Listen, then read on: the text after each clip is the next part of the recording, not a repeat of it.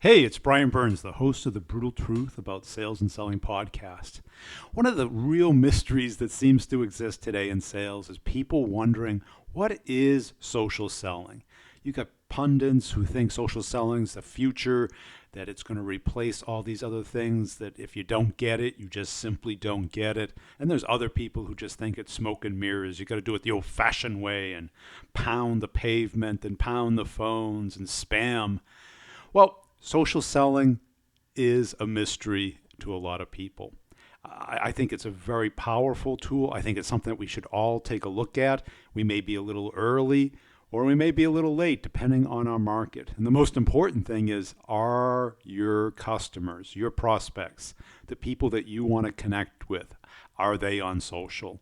Are they on LinkedIn and Twitter already? And in the B2C space, Facebook? Maybe they are, maybe they aren't. That's up to you to find out. But what I always view social selling as a Rorschach. A Rorschach is a psychological tool that psychologists use to get people to express their feelings and their thoughts by having them describe what they see in a picture.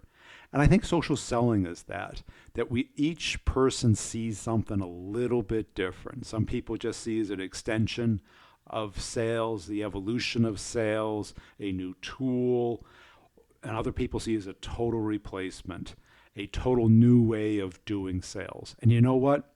It doesn't matter. All that matters is that you're doing it or leveraging it to help you connect, and engage with your marketplace and your customers.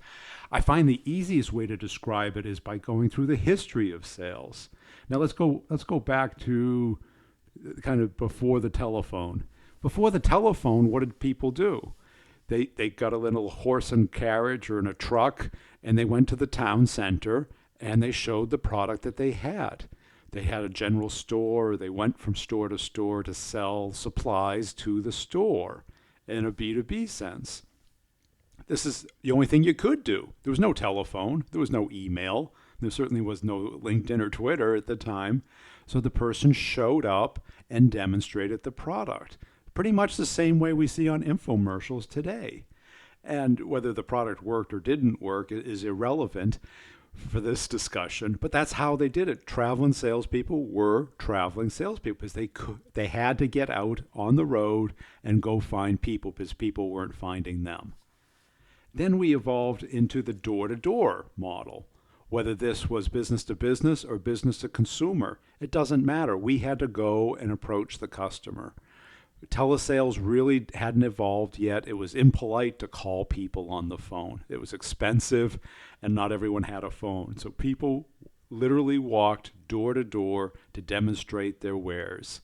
And people used to open the door. Remember that?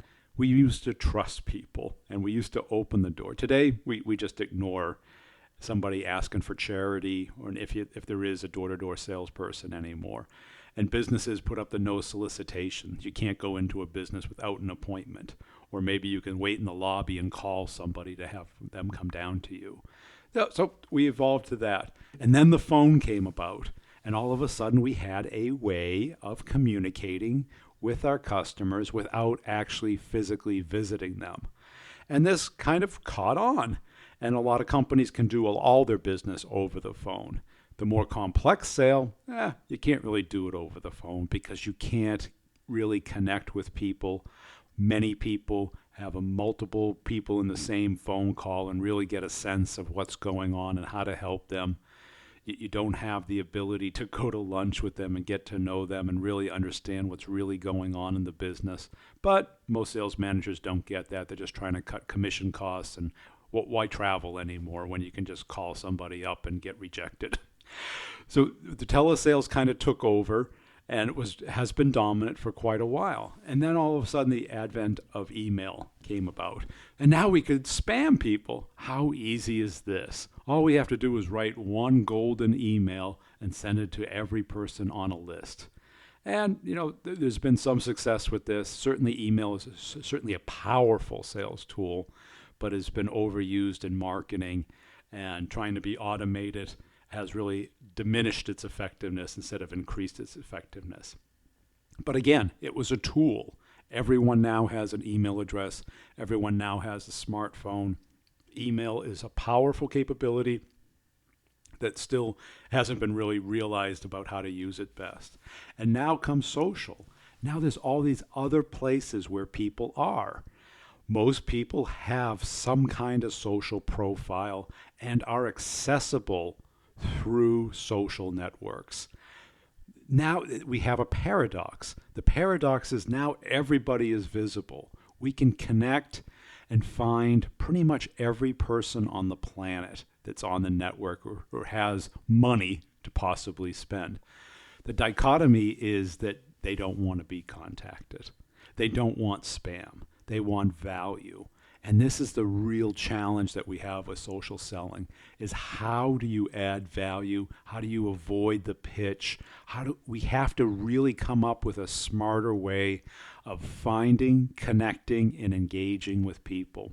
You can check out my other videos here on social selling and subscribe to my podcast, The Brutal Truth About Sales and Selling, to learn more. I try and have the best people in the industry on the podcast, sharing with you the best tools, the best techniques, and approaches that work today. Thanks for watching this, and if you found value, please like it and share it.